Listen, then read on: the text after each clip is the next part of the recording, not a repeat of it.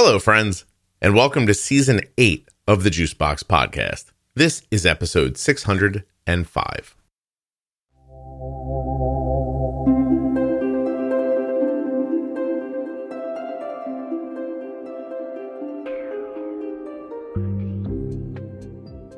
Welcome again to Season 8 of the Juicebox Podcast. The Juicebox Podcast began in January of 2015, and here we are in January of 2022.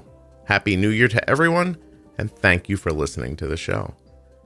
On today's episode, we start the year off with Martha Andrews. Martha is the mother of 4 grown children, one of whom was diagnosed with type 1 diabetes when they were 9 years old. He's all grown up now, and he's got a pretty cool job. You're going to enjoy this episode. It's going to go in a bunch of different directions. So whether or not you're a sports fan, the parent of a child with type 1, or an adult living with type 1, this one's going to have something for each and every one of you. While you're listening today, please remember that nothing you hear on the Juicebox Podcast should be considered advice, medical or otherwise. Always consult a physician before making any changes to your healthcare plan or becoming bold with insulin.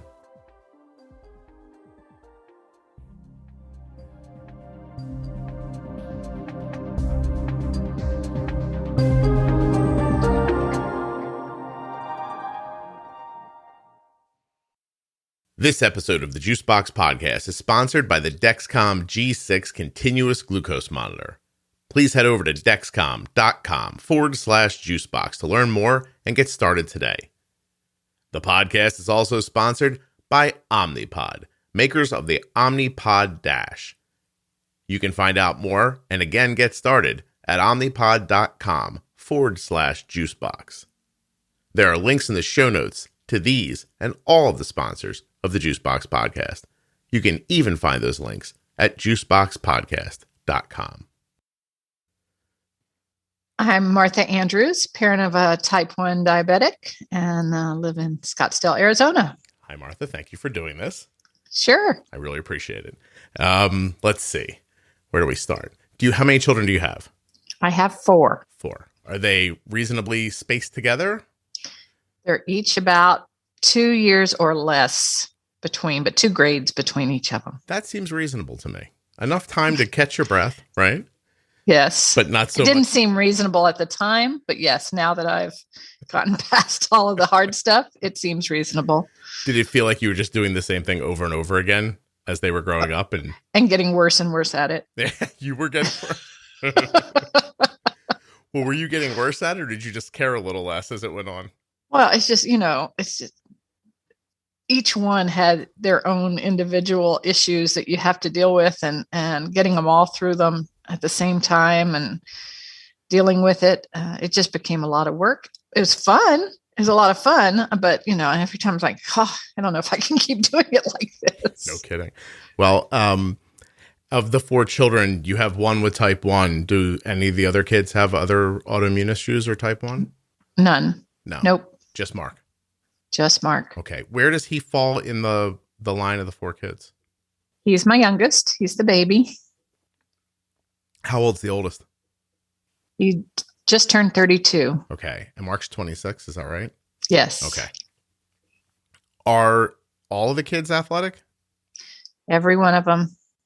They all are very, very competitive. Whether it's getting to bed first, brushing their teeth first, finishing their plate first, scoring the first goal. It was always a competition. Walking through a door frame, just absolutely. Yeah. So did you spend most of your life going to children's sporting events? All of my life. Yeah. Once I started having kids. It was every night, every weekend, traveling. It was pretty intense, actually. Yeah. No, I found it to be more than I expected. I sometimes, my son just plays college baseball, and that's impressive. Well, it is, but I find myself telling people, listen, unless your kids are just like love it, just do it for fun inside of the season. There's no reason to travel or, go to another state to play. You just try to enjoy it, because there were times where it felt like a job for me. I don't think for him ever, but. And I think people would say, they're going to get a scholarship, and you're like, the money we've spent on their sports, we could pay for full college tuition. I think I maybe broke even. And Mike's son gets a fair amount of money. And he's like, I'm saving you all this money. I was like, are you forgetting all the sandwiches we bought at delis and the gasoline and the hotels? And so you could learn to be slightly better at this than the next person, Well, it's a lot of fun to watch them do what they love.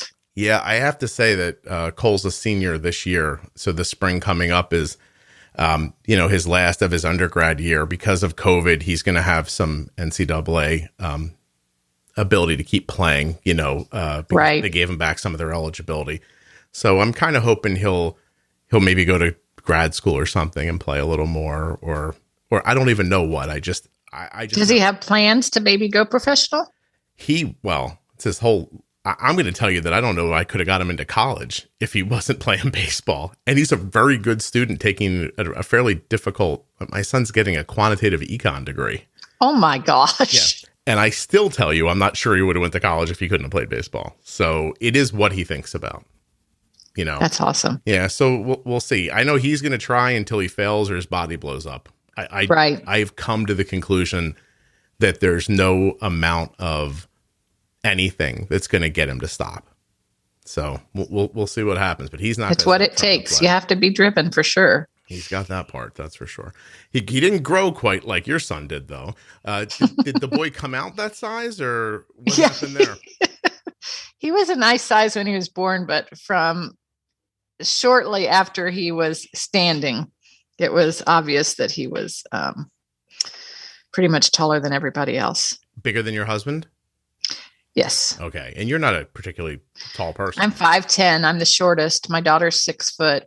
I have a son that's 6'2", one that's 6'4", and then Mark that's 6'6". Well, you are tall then. I mean, I don't, 5'10". Relatively speaking, I am, yes. Not in your I was tall till I got in this family. I always kind of, I don't laugh, Martha, but sometimes you see the parents and they have a tiny little kid and and the husband's 5'6" and the wife's 5'2", and they're like, he's going to play in college. And I'm like, no, he's not. Not unless something crazy is about to happen. But yeah, so when did he start growing? Like, when did you think, wow, this is, I guess if you had older children, you already knew your kids were kind of bigger to begin with. They all were tall. And so in our family, he stayed, he was shorter than his sister. And then I think probably around the end of elementary or middle school, he got taller than she was. Yeah. And then he just kept going, and he was really skinny. No kidding. In high school? Yeah. Did he fill out in high school? Because he went to a legitimate football college too. So yes. Yeah. He was pretty thin. I mean, at 6'6", he was probably 200 pounds, maybe, when he went off to college. No kidding. Well, and then that's big for a high schooler and small. Yeah, in high school, he was definitely tall. And I think he worked out so much that, meaning running and doing things like that, it was hard for him to keep weight on. Okay. My son talks about that all the time. He said they drag us into a gym to put on weight, and then they take us outside and run it right off us again. Just about it. He's like, it's like the one hand's not talking to the other one. So listen, did he play football like Pee-wee? Was it that early on? No. He loved soccer, baseball, basketball. He didn't start football until 9th grade. No kidding. So as he was kind of going into high school. Yes. All right. While you were watching him, like, when does it first occur to you? Like, when do you and your husband, like, you're married, right? I'm sorry. Yes. Yeah. Yes. When do your husband lean into each other and go, oh, he's going to do this in college? Not until like the coaches started calling. Really? Okay. Yeah. We'd always been hearing, I mean, all of our children were talented. They were all great athletes. They could have gone and played a sport in college if they'd wanted to. And you have to love what you do to be able to get to that point. And you just hear about that funnel. And so we just really pushed school, and it probably wasn't going to be a reality of getting to play sports in college. Like, we didn't even like to talk about it. Okay. Yeah, so it wasn't something that you just looked at him and thought, this is fait accompli, this has to happen. He just looks like a professional. Because, like, for instance, when my son started high school, he came home one day and he goes, yo, there's a kid on our football team. And this high school was not some, like, you know what I mean? It's a Northeast school. It's not a powerhouse for football or anything like that. And he goes, there's a kid on our high school team. He's like, he's going to easily play in college. And I was like, really? He goes, he's an offensive lineman. Like, you should see him. And before I could even get a chance to see him, some private school scooped him up and took him right away. And oh, really? Now I believe he starts for Penn State. So, you know, you could just, like, my son could see it. Like, everybody could see it. But Mark wasn't that person right away. Well, I mean, when he started playing football, I mean, he could have played basketball in college. Yeah, he quit soccer just because he was so much bigger than everybody else. He got picked on a lot. He couldn't pick back because he was the biggest person on the field. It was a really frustrating experience for him. Are you saying that they get chippy with him, but he couldn't chip back? He couldn't get chippy with them, okay, right. All right. And he's like, I'm done. You know, even from when he was little, they'd say, he drove here. You know, he's like, he's 12. He did not drive here. That guy's kids are watching the game from the stands. Trust me, we've all made that joke if we've been involved in youth sports. Absolutely. Yeah. And so that was frustrating to him, but he had started to compete at basketball at a really high level. And when he started playing football at the same time, he had a coach that he worked with a lot. He was a volunteer football coach. He played for Nebraska. And he said, Mark, how many people are on a football team and how many people are on a basketball team? And he said, and how many people on a basketball team are 6'6" or taller? Yeah. How many on a football team? How many receivers do you see that are 6'6"? And he kind of just got him thinking, you know, if you want to play sports in college, let's start thinking of where you have the best opportunity. Mm-hmm. And so that kind of was a mind shift. He loved basketball. He loved playing it for his high school. He loved his coach. But he just stopped the club version of that and focused on football from that point on. And his very first game was the very first time someone came up to us and said, I mean, we were in shock. Our mouth was open. We had no idea he could do what he did. And the other coach from the other side said, we're going to see him on Sunday.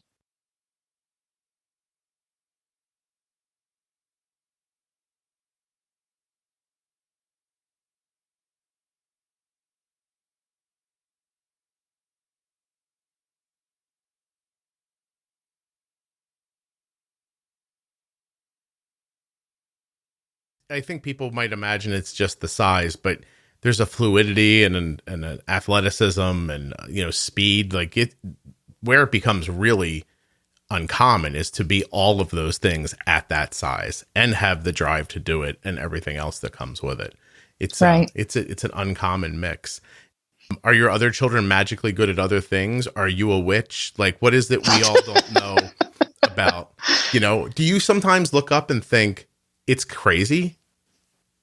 Or is it normal to you now? Like, I mean, you and I to have Mark or to have all of my kids are incredibly successful. Yeah. And I've been very fortunate. It's almost not embarrassing, but you know, people ask, what do your children do? And I'm like, oh, you know, I kind of play it off, but I really want to say, I mean, my kids are amazing. Mm-hmm. Well, it's really bad to say it like that, but they've made something of, each one has just become the best at what they do. And it is really heartwarming as a parent to know that they're doing what they love and they're so good at it. Is it hard to want to talk about the other three? Because, you know, eventually you're going to have to say, and Mark's a tight end. I know. It is. Yeah. I say, but you know, his brother's a doctor, his sister's a dentist, his other brother is a really successful business in real estate. You know, I want to tell them that, but they don't really care. No one. Yeah. Well, that's what I started wondering. Like, if that's what you meant, that just, it doesn't matter. Like, you could be like, this one's a physicist and an astronaut on the weekends. And they'd be like, could you just tell me about the guy that catches the football, please? Exactly. Yeah. Yeah. That stinks. Well, they're really proud of him too. Oh, I would imagine. That's really cool. Do you get to see him play much in person anymore? Since COVID, we kind of definitely pulled back. And then watching it on TV is so much nicer than being in. Well, first of all, I vowed never to go to an opposing team's, watch him as a visitor. I don't like that. It's uncomfortable. It's, not the friendliest place to be. Yeah. I do like going and watching it in Baltimore and being able to see him. And we didn't go this year. I mean, we're still a little COVID leery. Mm-hmm. We don't want to put him at risk from traveling or anything else like that. So I think his brother's been, and I think both brothers have been this year. Are you saying that it's hard to cheer for him in front of people who are cursing at him? Yeah. Is it hard? Is it just hard for you to hear it? No, not necessarily. Well, maybe a little bit, but as my husband will always tell me, don't tell them who your son is. Right. And I'm like, I have to, because I don't want them to be mean about him around me. So I kind of just gently tell the people around me, okay, be nice to number 89. Yeah. I'm his mom. I'll be quiet. I promise not to cheer if you promise not to curse and use his name at the same time. Exactly. How's that sound? Yeah. And then for not, when he does something great, to not really be able to cheer and scream and the way you want. You got to be a little subtle about it. I don't like that at all. So you scream and yell at home though while you're watching? Oh gosh, yes. Okay. So I want to ask you, I'm going to ask you one more football thing, and then I want to ask you a bunch of diabetes stuff. So okay. You and I spoke a few days ago to get to know each other and get this all set up. And then like the next day, I think, or maybe 2 days later, I found myself standing in front of where was I? We were in a bar having dinner. Every time I say that, I want to remind people. I know. I just listened to a podcast. You were at another bar having dinner. And with my family, and we're sitting around, and the Ravens game is on, and I'm watching it go back and forth. And I said to my wife, I said, that lady I talked to on the phone, I said, that's her son right there. And I said, this situation is getting down to where I think they're going to go to him to try to win the game. So let's pay attention for a second. And then it happens, and it doesn't go the way you expect or hope, I guess. And I found myself sitting there only knowing you for about a 15-minute phone call. I felt terrible for you. Not even for him, by the way. Like for you. I was like, how must she feel right now? And I just want to know, like, if he catches that ball and they win the game, he doesn't catch the ball and they don't win the game, whatever, how does it feel for you? Like, is it fleeting? Does it stick with you all day? Are you happy all week after that? Sad all week? Like, how much impact does it have on your life? Well, I mean, the most important thing, I'm sad for Mark, because I know he's going to take it hard, right?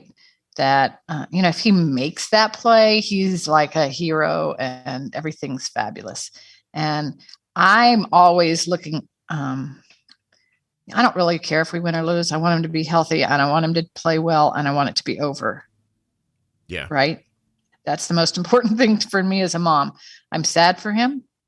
I love him. It's not a big deal. It is a football game. It's not, doesn't make or break how good he is, right, his success or not. I'm sad. I know he's not going to talk to me the next day. He's going to avoid discussing it. But so there's just a game. Yeah. But there's no here's an example. My son's out recruiting for colleges one day, and I'm standing talking to a coach who kind of came to find me and was chatting about Cole, and Cole's out in the outfield. And as he came back, he's running back along the fence line, runs past us. And I said, oh, hey, Cole, this is so-and-so from blah, blah, blah college. He was just telling me how bad you are. And we just laughed, and my son said hello, and then he kept running by. We have a very loose, relationship like that, because the man was not standing there telling me that Cole sucked. So he knows his dad is always joking. Yes, he's aware of that.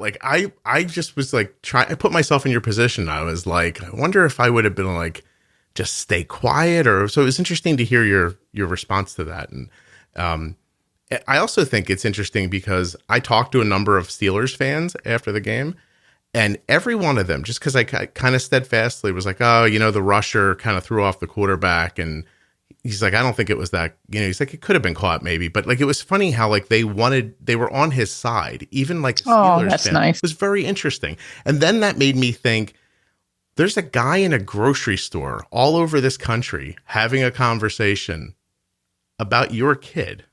Yeah. You ever think of it that way? How weird that is? It is weird. And it's kind of funny, my husband says I like to tell everybody that Mark's my son, and he plays, and that's not true, but it is amazing. Like I'll go out with other people, and I'm sitting at, I don't know, that place where they cut up your food, Benihana's, and the chef was there cutting, and the people I was sitting with said, this is Mark Andrews. And he goes, the Mark Andrews, like this is some random guy. He goes, oh my gosh. And then went on and on and on and on, and how he's followed his career, blah, blah, blah. And it, if you take that kind of stuff, if you listen to it and makes you happy, then you got to take the other stuff. Like he should have caught that ball. He, so you have to be careful. If you want to revel in all the goodness, you got to be able to take the not so good as well. Yeah. I definitely, there is nothing worse. So my son is an exceptional outfielder, and 100 times out of 100, he's going to catch the ball. It doesn't matter where it is. There are moments when like the right fielder catches the ball and my son's standing behind him waiting for the ball to hit the ground. Like, you can catch it. It's your position. You might as well. And then the one time something happens and he stumbles or trips or the sun gets in his eyes and everyone looks at you, like you as the parent, like, what happened? And I'm like, I don't know. I ain't out there, man. I was like, but I said, if you ask me, it looks hard to do. But it's amazing that they forget the other 99 times. Oh yeah, you just can't go on the internet at all after something like that. This game, I'm like, well, what about the other ones where you?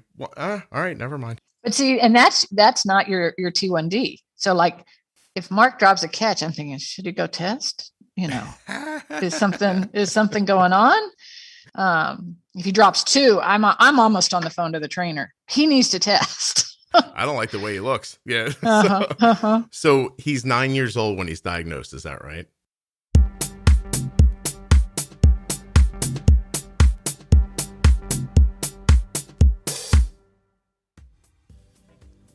Today, I'm going to start off by telling you about the Dexcom G6 continuous glucose monitor. You can know what your blood sugar is without finger sticks with the Dexcom. That's right, without finger sticks or calibrations, the Dexcom G6 lets you see your glucose numbers with a quick glance at your smart device or receiver. You can get alerted when your glucose levels are heading high or low and share your data with up to 10 followers. The Dexcom G6 is covered by most insurance plans, and you can learn more about it right now at dexcom.com/juicebox. With Dexcom, you can set customizable alerts and alarms to let you know when you're leaving the range that you want. My daughter is set at 70 and 120, but you could choose any numbers that you want, 80 and 130, 90 and 150. It doesn't matter. It's completely up to you. And then when your blood sugar is heading in that direction, getting ready to leave that range, it'll tell you. And you can make a decision about insulin or carbohydrates that will benefit your health, well-being, and keep your day steady and balanced and in range. Dexcom.com/juicebox. My daughter's been wearing a Dexcom for many, many years. So check out the CGM that she prefers and the one that Mark Andrews uses at dexcom.com/juicebox.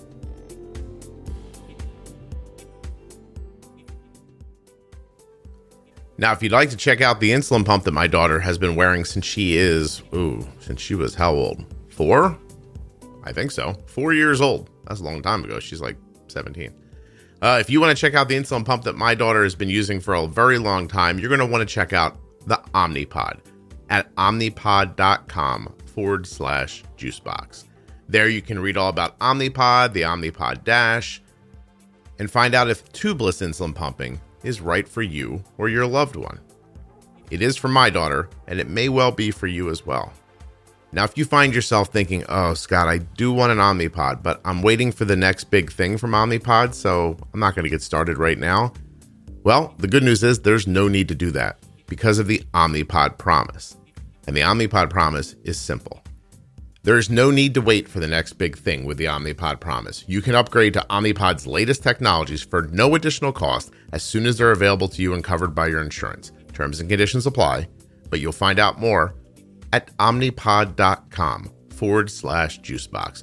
So stop dragging your feet and get started today. Use the insulin pump that my daughter's been using since she was 4 years old, the one that is tubeless, that allows you to swim and bathe, that doesn't make you take it off for activities like sports and, fun adult activities as well.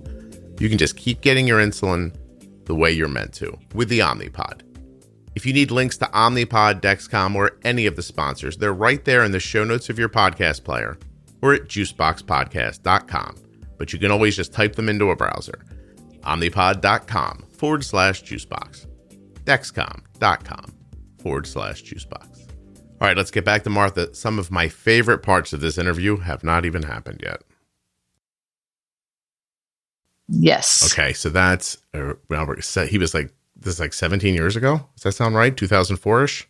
Yeah. Okay. Were you pretty impressed with how I did that real quick? I was just thinking, wow, that was good. You did it ahead of time. I didn't. So there must have been a lot of numbers that just worked with the way my brain works, because that all went way too smoothly. So he's 9 years old. How does it present? Okay, and I'm just full disclosure. I may not, but I may. I always cry when I tell the story, and I'm going to start again. Well, if you cry, I'm going to cry, Martha, just so you know. Well, I think it's the hardest thing in the world. I can't believe I do this every friggin' time. It brings it back. Yeah.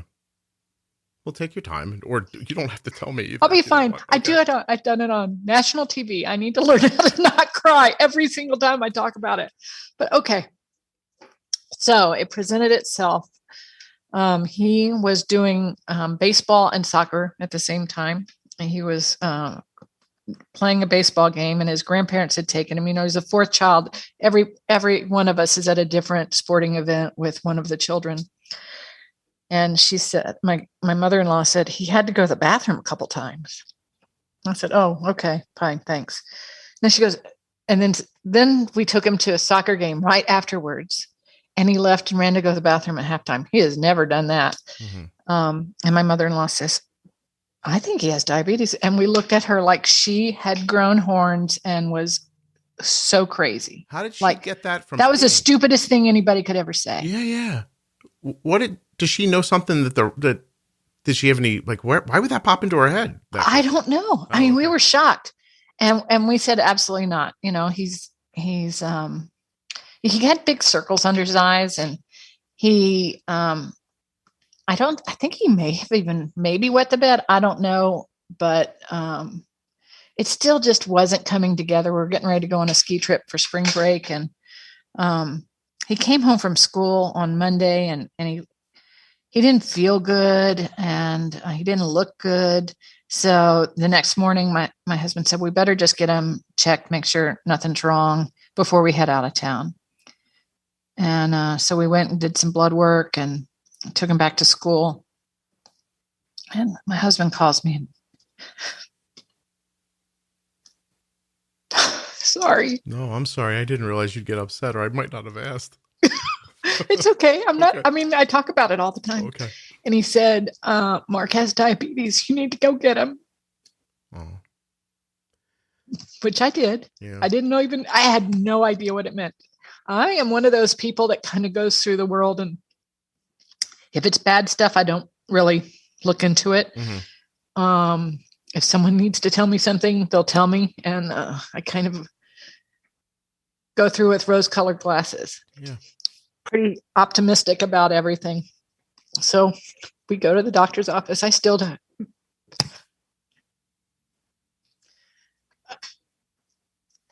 know exactly what it means. Your husband just tells you that it's important. Something's wrong, and you hear a word you think of as not being like a healthy word. Yeah, and you're on your way. Yeah. Yeah. And obviously he knows exactly what it is, but so the doctor was also a neighbor of ours, and she tells us, and Mark is pretty stoic. We don't have to go to the hospital.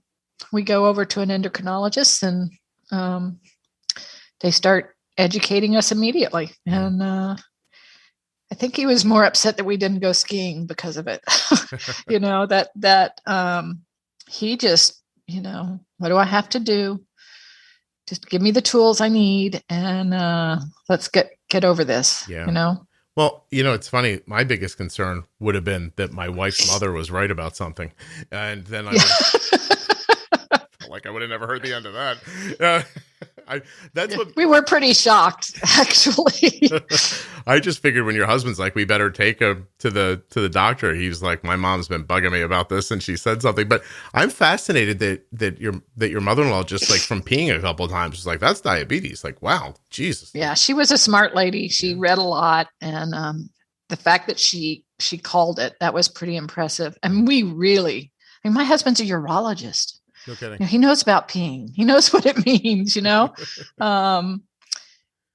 but you don't go there.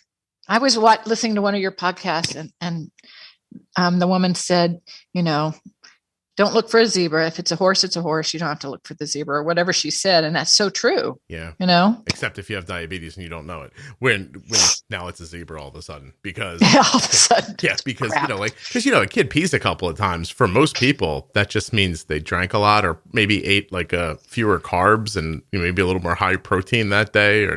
But yeah, that's really something. So he's not in DKA, which is great, right? No, I think the amount of exercise, the sports that he did, and he was always, the strongest player typically on the team. Mm-hmm. And so, he played the whole game of whatever he was doing and then going on to the next one and running up and down the field. So I'm sure that had a lot to do with it. Yeah, it kind of kept his blood sugar down. So 17 years ago did he get fast acting insulin? Was he using basal and... He did he had Humalog and the long acting, like Lantus or something like Lantus. That? Okay. Yeah. And you got a meter, I imagine, but was not for we got a meter for sure. Right. Yes. But not... We had meters everywhere in the house. Everywhere. I have probably maybe 50 meters all over the house. You can probably throw some of them away now, Martha, if you want to. I know. I need to. I keep opening a drawer. I said, there's another meter. Was he just injecting? He was. Okay. His endocrinologist did not want him to look at a pump or a CGM, maybe a CGM. We didn't discuss it, but a pump until he had mastered, first of all, until he had shown a sign that he needed it, and that he understood if he was controlling it with shots that he was going to stay that way. Even though we kept asking. Okay. I'm trying to think of when Dexcom... Well, they were founded in 99. Did they have a product right away then? I wonder when the first CGM was available. Mark was he got it in high school. He didn't like it. Okay. When he first got it, the CGM, and he stopped wearing it for a while. Does he wear one now? Oh, yes. Yeah. The first couple iterations were they were groundbreaking, but they're not nearly the way they are now. That's no. For sure. And the needle itself, the insertion portion of the process was awful. Which one was he using in the beginning? Was it the Medtronic one? Medtronic. Oh, mm-hmm. Yeah. They call that one the harpoon. Yeah. That's what it looked like. I'm sure at Medtronic they don't call it that, but outside no. of it, but the pump, that was an amazing game changer for us. Yeah. Tell me why. What did it change for him? Well, it just he didn't have to carry he always had his D bag, as we called it. It was one of those Nike shoe bags that you could wear as a backpack, and he always had his stuff in there. But he didn't have to go through all the process of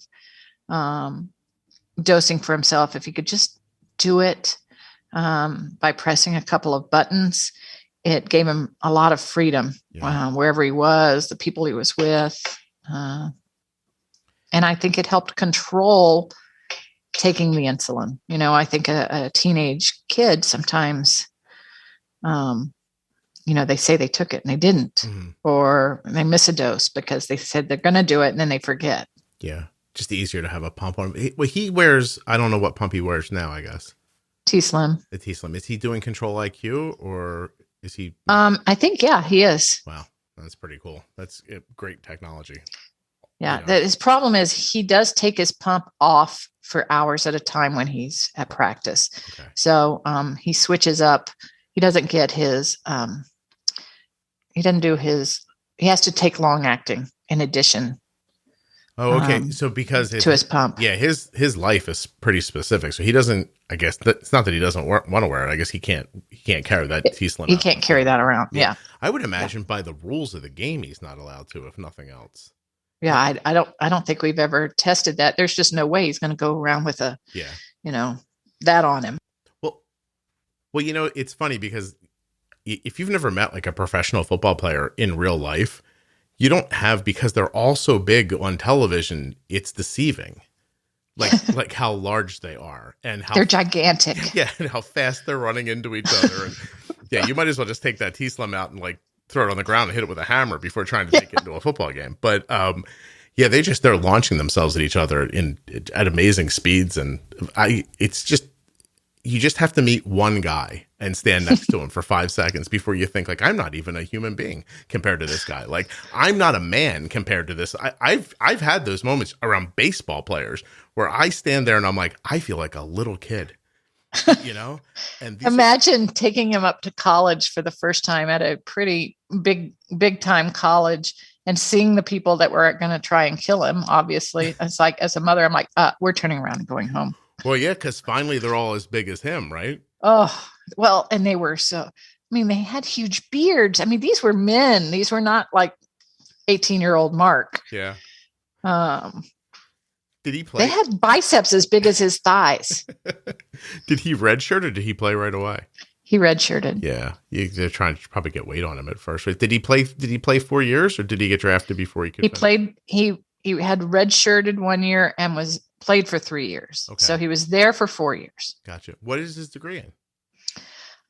Business. Well, hopefully he'll be able to use that when he's done playing That's the plan. Yeah. Excellent. That's really something. Like, I mean, in Oklahoma, did you get to see him play there much? We went a lot. Yeah. Yeah. We tried to go as often as we could. They don't let you see him except for after the game. Like in professional, you can go out to dinner with them the night before the game, or the only time we could see Mark was after the game. If we had a little time, we could go to dinner or at least sit with him at his house or do whatever. But we didn't see him as often. A lot of people might not know about that. You go to your kids' college games and you don't, like, the last thing in the world you want is a coach to see you talking to or making eye contact with your child. Like, you just just keep it all very I don't know why you feel that's when I feel like a little kid the most. Like, yeah. I show up, you know what I mean, right? You show up at those games. Don't let the coach see you. Yeah, I don't want to break a rule, Meanwhile, it's ridiculous. We should just all walk up to the fence or whatever and be like, hey, how are you? Like a human being, and then walk away. But instead, everybody's just got their head down. And you have to remember that they have their game, rituals. Yeah. And you can't mess with that either. Yeah, no, I know. No, trust me. I'm aware. It just feels silly while you're doing it and you're an adult and you're paying for the school. You know what I mean? That's right. Oh my gosh. So at what point did you not look at him and think he's smaller? Did he get to that point in college? Yeah. I mean, he definitely was one of the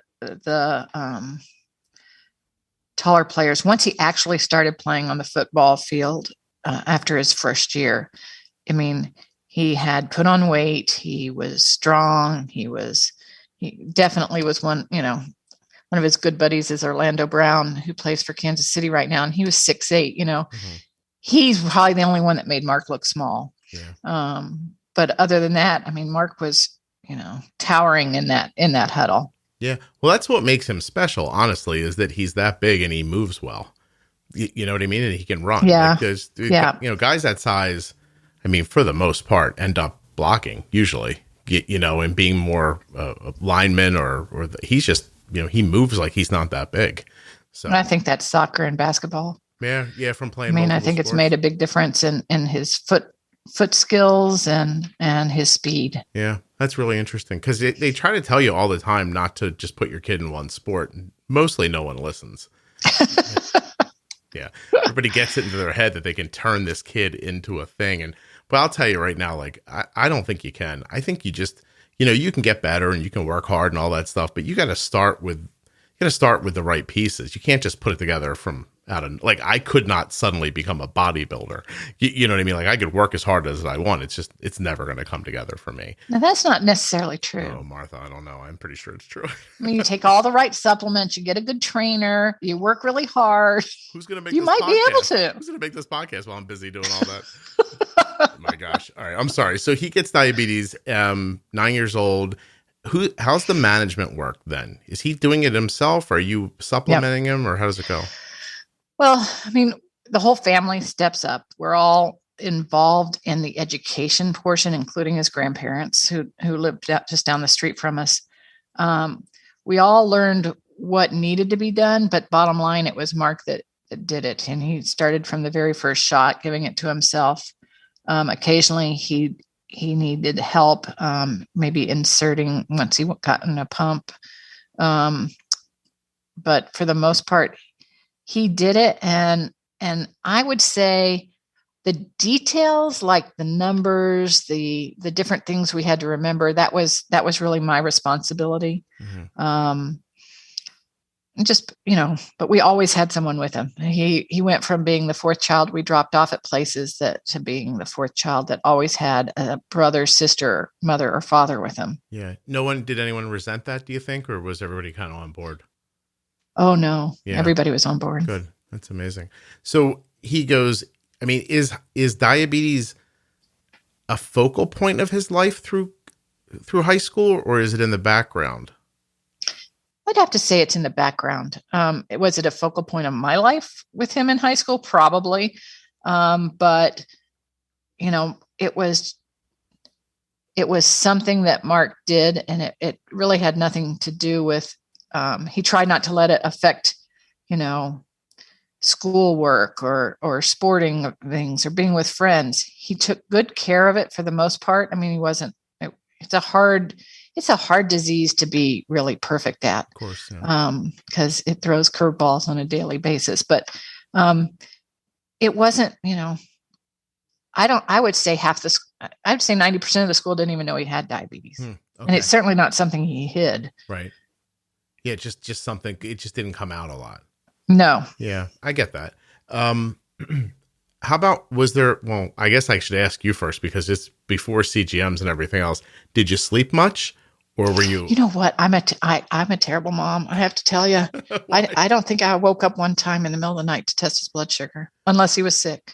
Yeah, but he was okay. So yeah, he was always okay. And I talked, I do this coffee with another woman whose son is older, and we work with JDRF and have once a month we have a coffee, and mostly it's moms with newly diagnosed or younger children with diabetes, and it's for just the moms. And they're up several times a night. They've got the numbers on their phone, and they're constantly doing that. I probably should have, and I actually feel really guilty, but I guess I just didn't know to do that. I'm going to say that before the technology existed where you could see the blood sugar in real time, that's not what they told you, right? Like, they probably was you go to bed a little high, you test in the morning. If you're not low, it went okay. And don't think about it. Now you see the CGM and you realize how it can fluctuate. Oh, and you're like, it goes so high, it goes so low. I mean, right. You just hope that their bodies can feel something when it's really not good, and that you always had sugar there or whatever. Right. And as a tenant, he took care of himself. But that was now. There were mornings that he would wake up, and I'd ask him his numbers, and I remember one number he was really high, and he couldn't even walk. Right. I mean, his legs crumbled underneath him. He threw up. I mean, that was probably a night I should have woken him up in the middle of the night to see what his numbers were. Yeah, but how would you know if that's how it was done then? I'll tell you that for those people who you're talking about who are newly diagnosed or, have the technology and can see it, the key to me, and if you keep listening to the podcast, Martha, you're going to hear it. Like, to me, the key is to just really understand how the insulin works, to have a rock solid basal program, pre-bolus your meals to stay away from spikes, don't stare at high blood sugars, kind of, correct them. Understand the different impacts of different foods, be flexible. Like, when you do that, you can start to find stability that actually will pay you back overnight. And that's suddenly you're not up all the time. And on top of that, these algorithms are insane. Yeah. Oh, it's amazing. Yeah. So, Did you get up at night? oh, before the CGM, yeah, like I was, but my daughter was diagnosed when she was 2. Yeah, you had to. Yeah, so there was just like, it took me in the beginning. I just thought I was great at it. Like I was, I had this plan. I would get her to like 190, and she'd wake up at like 90, and I thought I was amazing. And then, then one night, I found myself wondering, like, what is happening while she's asleep? And then CGM's, like Dexcom, became available, and I got the doctor to do this. Back then they would give you one blinded for a week to see if your insurance would pay for it. It used to be like that. You'd have to wear it for a week, then the report would come back, and if you were having lows, then your insurance company would pay for it. So the report comes back. I was putting Arden to bed at 190. She was dropping into the 50s. I'm assuming eventually her liver would kick in and like give off some glucose, and then she'd drift back up to 90. Mm-hmm. And when I saw that, I was like, whoa, wait, like, not only am I not good at this, like, I'm lucky she's okay. And that then made me start paying attention to it, but I was not good at it back then the way I am now.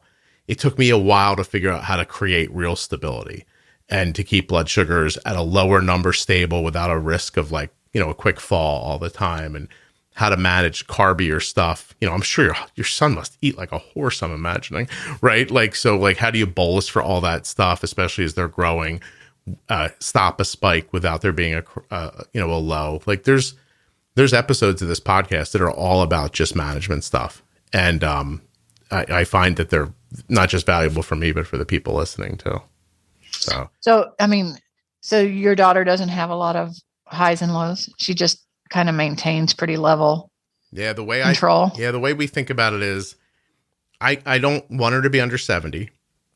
So we would stop that from happening if it was trying to happen, but it does not try to happen very, very often. Probably a time or two a month, you'll get to that 55 where something just goes wonky and you don't know what happened. But on the other side of it, after a meal, I'm okay with like 140-ish. 160, I think of as a higher blood sugar, and I think of 180 as a spike. Mm-hmm. And then when you kind of get yourself in that mindset and you've got good solid settings, you'd be surprised how infrequently you spike and how infrequently you get low, because it's so much about putting the insulin in at the right times. And that's sort of it. Took me a long time to figure all that out, and it took me even longer to lay it out here in the podcast so people could hear it. Yeah. But it still happens. I mean, I'm not going to tell you that there aren't days where, she's ovulating and her, I can't get her blood sugar to move off of 220. And I'm sure you saw growth hormones when Mark was in high school. You probably just didn't recognize it. Was so fluctuating so much. I mean, he eats a meal and goes up to 300 and, then it falls back down to a normal number. I just can't worry about the highs. Yeah. Well, I can barely worry about the lows, but so you're in an interesting position because you came out of a different generation of this, where what you're saying made complete sense for then. And I totally understand it. But you tell Mark, if he wants to spend like 4 days after the season's over, I'll teach him how to bolus and he won't have highs like that anymore. Okay. It's super. I'll tell him. Yeah. It would. Hell, he could just listen to the podcast if he wanted to. Good luck. Yeah, not a podcast guy, you don't think? I don't know. You don't know? Is it hard that he still has diabetes, but he's an adult? For you? Do you worry about him? Do you want to say things? Do you want to ask questions that you don't because you're like, how does that whole relationship work?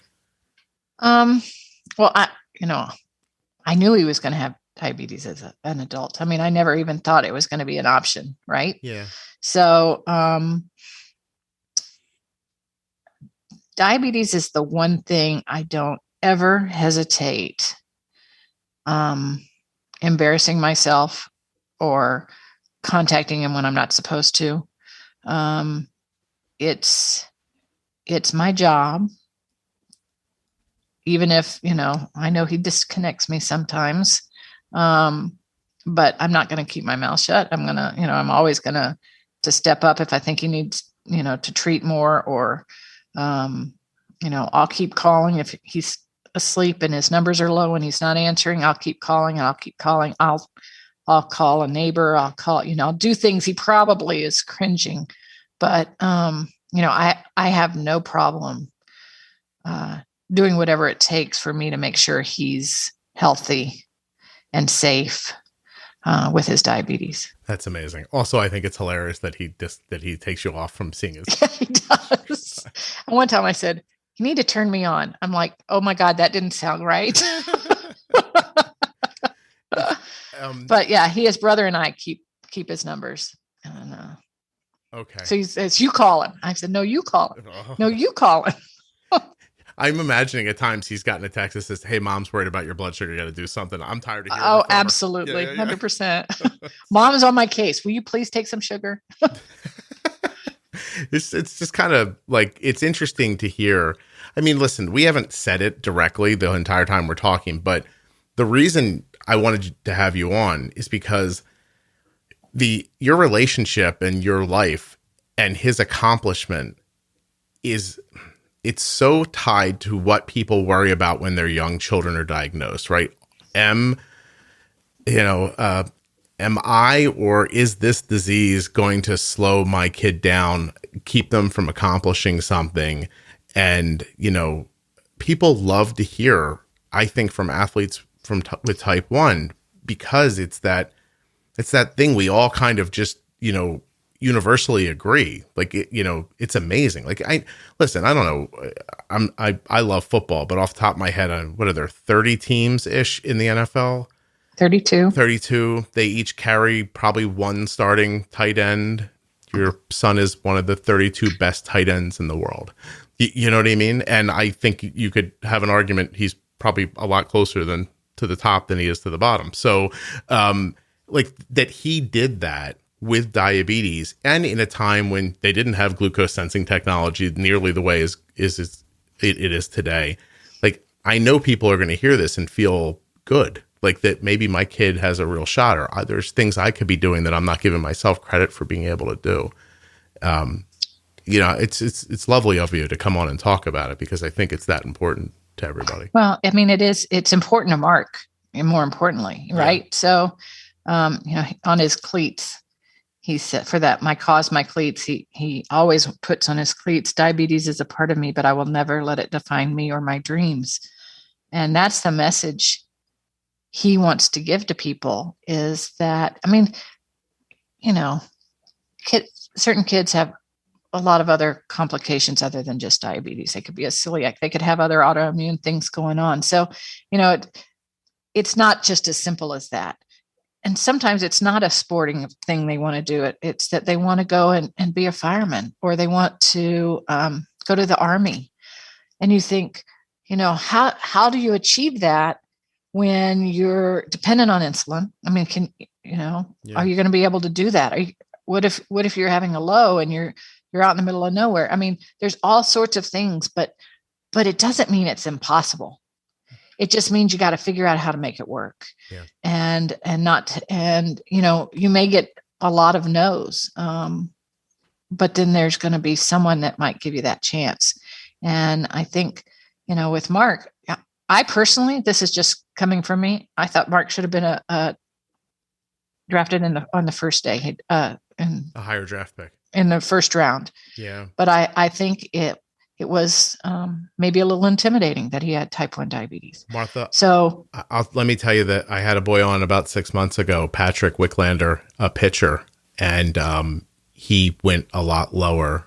He was diagnosed as the draft was coming up, and the conversations that people were having with him prior to diabetes were not the same as they started having after he was diagnosed. He definitely dropped in the draft because of it.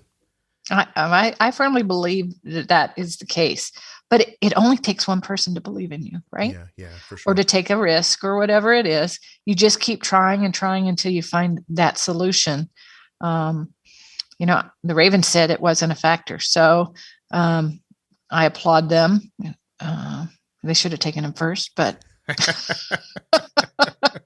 it is what it is. And I think Mark will he had probably a pretty good chip on his shoulder because of it. But, he just has to go out and do what he needs to do, and he needs to take care of himself while he's doing it. I mean, what a diabetic goes through on a daily basis, whether you're working in a business job, or you're playing baseball, or you're as a fireman or a ballerina or a fashion designer. It is so complex for them to get through every single day when everybody else just, takes it for granted. Yeah. No, it's important that you don't give up, because you will meet somebody along the way, right? And you never know who your effort's going to touch. Sam Fold's been on here a number of times. Sam played for the Oakland A's and a number of different pro teams I think he was in the league for like 8 years. He's actually the general manager of the Phillies right now. But because he played baseball, he played for a guy who managed him, who now knows, it's not a big deal to have a type 1 on the team. And then that guy goes off and he's a manager somewhere else. Then the next kid comes along, and you got to think that in his head, he thinks, well, Sam did it.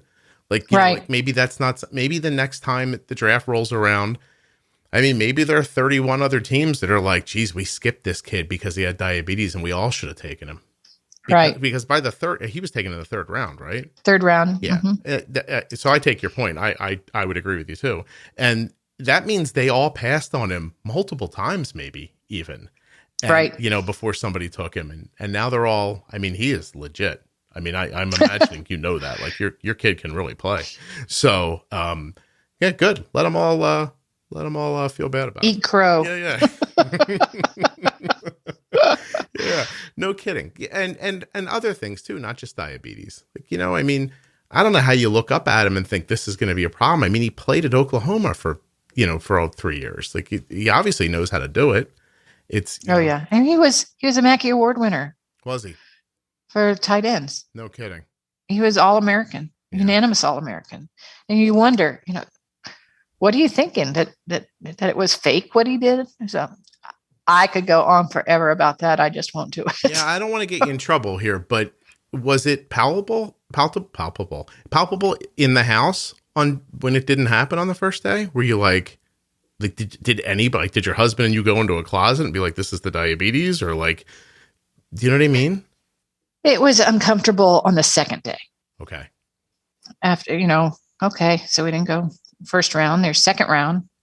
And then that was when it got a little tougher. Mm-hmm. I imagine too, when you see other people going at your position that you think skills wise, you're like, ooh, yeah. Whoa, yeah, what's happening? Do you have be honest, is there a list of tight ends no longer in the league that were taken ahead of your son hanging in your house anywhere? No. My daughter played softball very competitively when she was younger. She had a list of kids. So my daughter was small, but very, very athletic with an amazing arm. And she was just a really great third baseman. And she had a small list of all the girls they tried to put in front of her at third base that she knocked off of third base over and over again. And that's awesome. Yeah. Part of me thought it wasn't healthy, but the other part of me, they really lit a fire for her. So I was like, she's like, she'd come back from practice. She'd be like, now they're trying to put this one there. And I was like, okay. She's like, I'll beat her too. And I was like, all right. Yeah. Whatever they need to do to get through the day. No, listen, no one's going to know how hard it is unless they do it. My son puts so much effort and time into sports. It's, it happens in the middle of winter when nobody else would think it's happening. It happens in the dead of summer when he's the only one standing outside in 105-degree heat trying to get better at something. And it's so true. It is not easy at all. No. And most people don't come home. They're not home for holidays. They're Oh God. Spring break is baseball tournaments. Yeah. Absolutely. I haven't been on a vacation at the time most people go on vacation, and I don't even know when the last time was that. Do you go to his games? Yeah, as much as, I make almost all of them. That's impressive. So, yeah. They have a lot of games. Yeah, but he's within driving distance of us. And that's good. Like, I don't make the ones during the week. I make the weekend games usually. To me, like, this is a conversation probably every parent of a kid who goes off to college to play something has. He's been playing baseball since he's 4. And he finally made it. Like, I forget how old he was, 8 or 9 years old, when he said to me, like, I'm going to play baseball in college. I don't even think he knew what college was when he said it, And I'm like, all right, man. Like, when they say it, you're like, okay, and and there's still little kids, and there's kids on his team at that time that look like they're better than him. And that happens every year. Every year, somebody looks like they're better than you, but they don't work as hard or whatever. And I just said to my buddy, I was like, he's been playing since he's 4. He made it to college. I'm like, what am I going to stop going now? Right. I was like, this is it, man. Like, this is it. Like, he probably doesn't go farther than this. I've got 4 years left to watch him play baseball. And, that's awesome. So yeah, we make as many as we can. Is there anything about all of this that I didn't think to ask you about? Yeah, I've pretty much been pretty open. I've been interviewed quite a few times about Mark, and one of the things that I do know that is so important is the family is critical. The friends are critical. Making sure that, you're not a T1D, and nobody else knows about it. Mm-hmm. That it really does take a village in caring for them. And I know Mark understands that, as much as maybe it drives him crazy. He knows that he needs all of us to be on board to support him. And, I'm so thankful that we've been lucky enough where he went to college. I walked I had a meeting with the doctors and the coaches when we first got there. They probably thought I was crazy, but I told them I had to meet with them and said, I don't want my son to die here. So we have to have a game plan, and everybody needs to be on board. Yeah. And they all stepped up. It was very impressive. And it's been pretty similar in Baltimore. When I've needed them, they've been there, and his brothers and sister are always there to take care of things they need to take care of, and they look out for him. They go out when he's here, with his buddies, going out, enjoying themselves. They like to go with him, not because, they're babysitting or anything. They just, it's the right thing to do. Yeah. And, do you ever wonder or worry about, like, I don't know if he's dating, I'm not asking you if he's dating, but like that idea of like, you start meeting a partner who understands type 1 as well. Do you ever think about that? Because a lot of parents come on here and talk about that. Like, they're worried that their kids are going to end up with somebody who won't support them or understand things like that. I haven't worried about that. I mean, he's not dating anybody now. He has dated someone, people in the past, and they have been supportive. I mean, I don't know if they've been supportive or I made them supportive, It's like, this, you will do this. It's not a choice. Yeah. I do it with his friends too. I mean, this is who he is. This is how we take care of it. And if you're going to be a part of his life, you have to be on board. Do you think that people would do you think that his size makes people think of him as older than he is? Has that always happened through his life? Yes. Yeah. Always. And he's a pretty mature kid. I mean, I think diabetes makes you very mature at an early age. Yeah. No, for sure. And I think, and he, being the youngest of 4, being as tall as he is, I mean, he comes across much older than he is. Yeah. I'm just thinking, like, as he's walking out the door and you're grabbing one of his friends and you're like, listen, do you know how the glucagon works? And, yeah. Isn't that the truth? Yeah. No, call me. His college roommate called when he couldn't get him to wake up. His high school buddies bring him home immediately when he's not acting right. If either they test, they try and get sugar in him. If they still can't take care of it, they brought him home. Yeah. Something's wrong with Mark. Yeah. You need a group of people around you. It makes it much, much easier. Yeah. 100%. Listen, I didn't know if he was dating, but I got to be honest, if I was his age and in the shape he was in and just signed the contract he did, I wouldn't be dating anybody either. Just so. First of all, he doesn't have time, and he likes to meet as many people as possible. I'm saying that's the route I would go to. So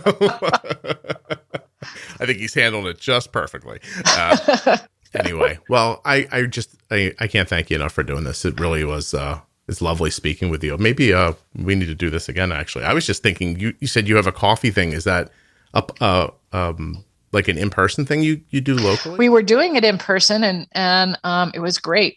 Once a month we'd have coffee over at the other hosts or my house, and JDRF would, they're sponsoring it, and people would come, and we all cried. sometimes we'd have grandparents there. Sometimes it'd be the dad. Sometimes it'd be the mom.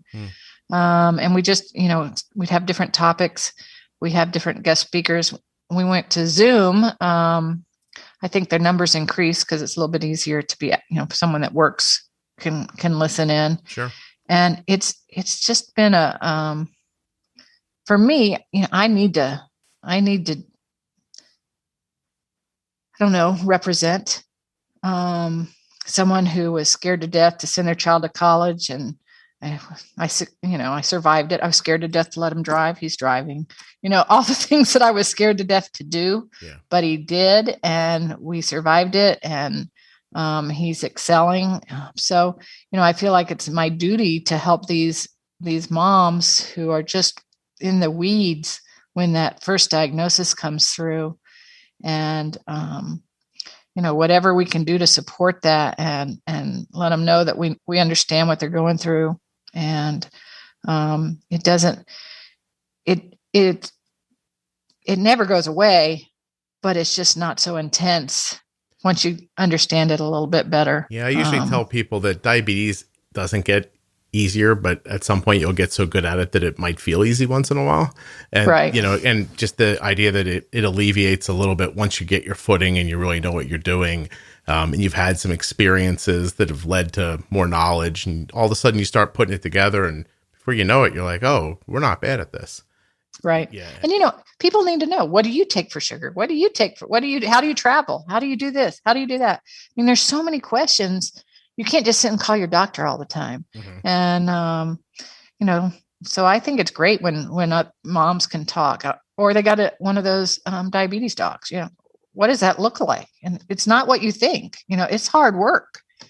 Yeah. And it's not just the dog just doesn't sit in the corner like a superhero and pipe up every time it needs something. Yeah, that's it. It is.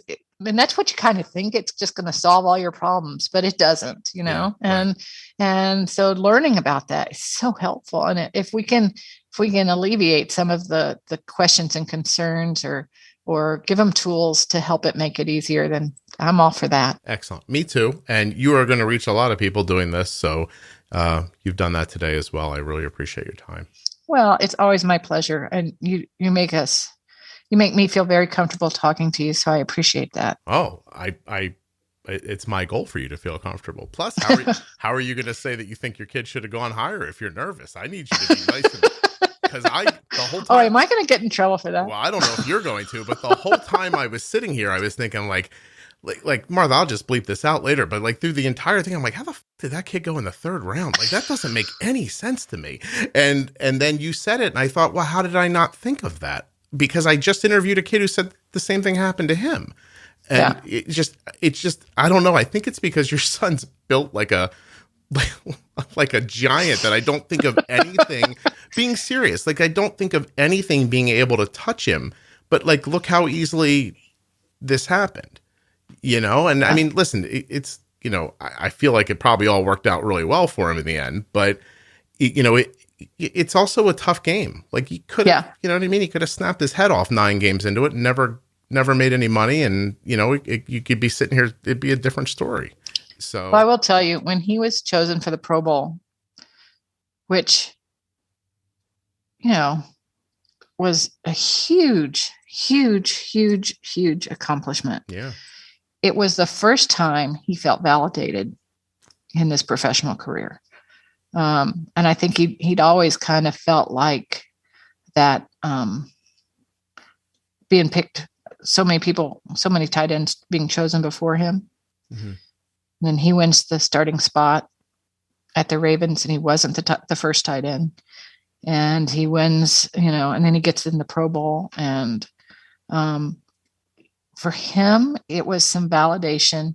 And it's the first time he was able to talk about it with us, about his feelings through that process. Okay. So I thought that was, that was a really special moment for all of us. I would imagine it feels not that it could feel much better, but he definitely knows nobody handed it to him. Right. And that's gotta feel really great. Just because you come out of a pedigree college, especially, if I'm not an aficionado, but Oklahoma makes tight ends, right? Well, I have no idea. Oh, okay. I don't know football. All right. You like, but they make winning football. Yeah, they win yeah. football games, Yeah, and that's for sure. Players. Yeah. And that's why he went there, you Right. know, and he could have gone a lot, he could have gone anywhere he wanted, but, you know, he went there purposely. And and I just, I have a different perspective than maybe some people would, because I have a child who plays a sport and I know what goes into it. And I also imagine that it could sound silly to somebody else, right? Like, oh, you weren't drafted in the first round, you drafted, like, who cares? Boo hoo. Like big whoop. Yeah. But you might not know, you know what I mean? Like, there are things that, you know, while the rest of you are sitting around, you know, and you're watching television or doing whatever you're doing, like, I can hear my son in the basement when he's home from school, lifting weights and putting them back down and lifting them up and putting them down. And he's the one who goes out and stands on a baseball field and throws a ball over and over and over again, so that the one time in a game that it happens, and it happens at full speed, he makes that throw the way he means to. And, you know, he'll for every amazing thing I've ever seen my son do in a baseball game, I saw him do it 1,000 times on a practice field. Exactly. So well put. Yeah. Well put. It really isn't as simple as, you know, you could say it's just a game if you want, but you put your whole life into anything, it's not just anything. You know, it's what you've been putting your focus into. So yeah. And it's so worth it. I'll never forget the first time I saw a kid put a ball into a gap, you know, in the right center field, and it lodges under the fence, and the kid on first thought he was going to make it to third, and my son stands up like Superman and puts that ball in the third baseman's glove. And it is hard not to stand up and go, yo, did you all just see what my kid did? That was my son. And I imagine you know how that feels. It's very hard to hold that inside. You just stand up and you very politely clap at a baseball. Go, oh, good job, nice throw. And inside you're thinking, my son's so much better than yours. And there you go. Now, Scott. No, I'm just teasing. I'm teasing, and I'm not trying to get you to say that. It's an overwhelming wash of pride, because you know how much effort he put into it. And not that the others don't put that kind of effort into it, but when it pans out, it's just kind of special, you know, and you deserve what you deserve after that. So, all right. Well, Martha, I'm glad you had a good time. I did. I will say goodbye to you now. Thank you so much. Of course. Hold on one second for me.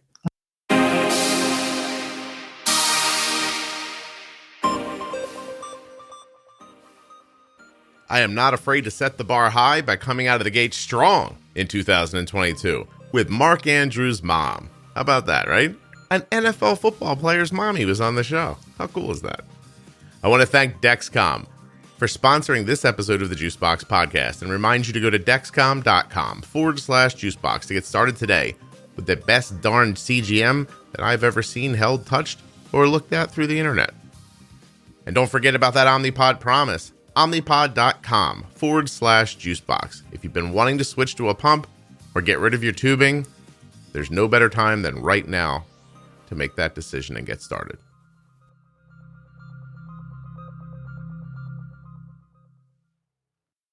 If you're enjoying the Juicebox Podcast, please subscribe in a podcast app. Like, if you have an Apple phone, there's a podcast player right there. It's called Podcasts. It's super simple. You search for Juicebox Podcast, type 1 diabetes, and then I think they want you to follow. They used to use the word subscribe. Some apps use subscribe, some use follow. So either subscribe or follow.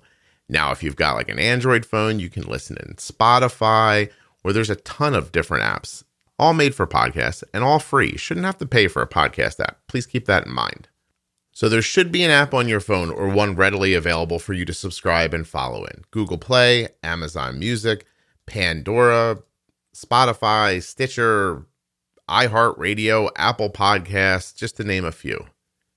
If you have trouble, head over to the Facebook group, Juicebox Podcast, Type 1 Diabetes. Become a member. There's 19,000 other people in there just like you talking about Type 1 and the podcast right now. You can head in there and be like, hey, I don't know how to find a podcast app. You can do that. It's super simple. And if you're already listening in an app, but you're not subscribed, and you're like, Scott, you're bugging me. Subscribe. Everybody wants you to subscribe. I don't want to subscribe. It really helps the show. I know that sounds crazy, but it improves the ranking of the show.